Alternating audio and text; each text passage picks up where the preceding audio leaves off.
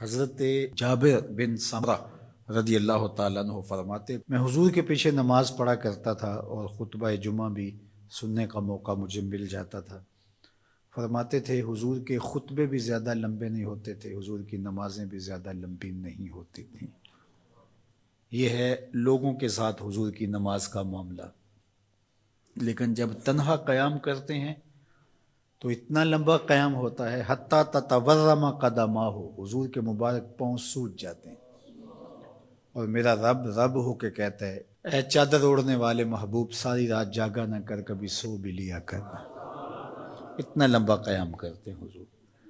تو آپ کا انفرادی عمل آپ کی طاقت کے مطابق ہوگا، لیکن جب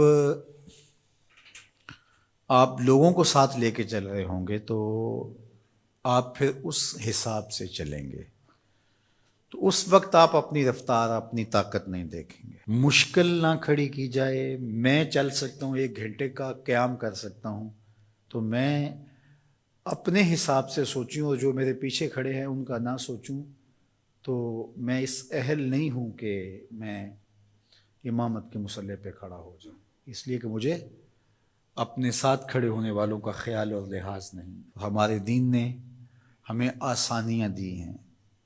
بیمار پر جمعہ فرض نہیں کیا گیا، بیمار جماعت میں نہیں آ سکتا تو گھر پڑھ سکتا ہے۔ مسافر پہ جمعہ فرض نہیں کیا گیا، ظہر پڑھ لے گا، پڑھنا چاہے تو اچھی بات ہے۔ مسافر پر نماز عادی کر دی گئی ہے، نماز قصر ہے اس کے لیے۔ روزے میں اسے چھوٹ دے دی گئی ہے کہ وہ روزہ ترک کرنا چاہے تو کر سکتا ہے، رکھنا چاہے تو رکھ سکتا ہے، وہ اپنے سفر کا حساب لگا لے، اس کی صعوبت کتنی ہے۔ اسی طرح اور بہت ساری چیزیں ہیں شریعت اسلامیہ میں جس پر ہمیں چھوٹ دی گئی ہے، ہمیں سہولت دی گئی ہے۔ ہماری وہ چیزیں جو ہمارے اختیار میں نہیں ہوتی، ہمیں ان پہ پکڑ نہیں کی گئی۔ ان اللہ تجاوز عن امتی الخطا والنسیان وما استکرہوا، اللہ نے اس امت پر 3 چیزیں معاف کر دیں: غلطی لگ جائے،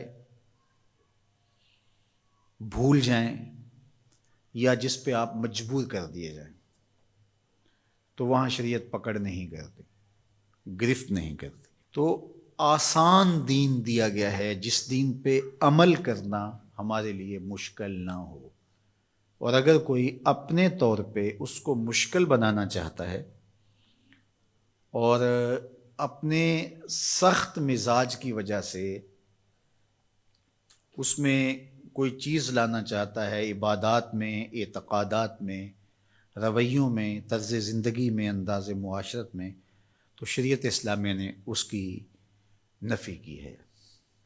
کیونکہ بہت سارے لوگ ایسے ہیں کہ جو عبادات میں بہت سارا غلو کر جاتے ہیں،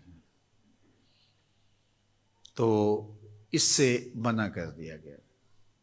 یہاں غلو یہاں تک ہوتا ہے کہ وہ رہبانیت تک پہنچ جاتے ہیں، تو اس سے روک دیا گیا، اس سے منع کر دیا گیا۔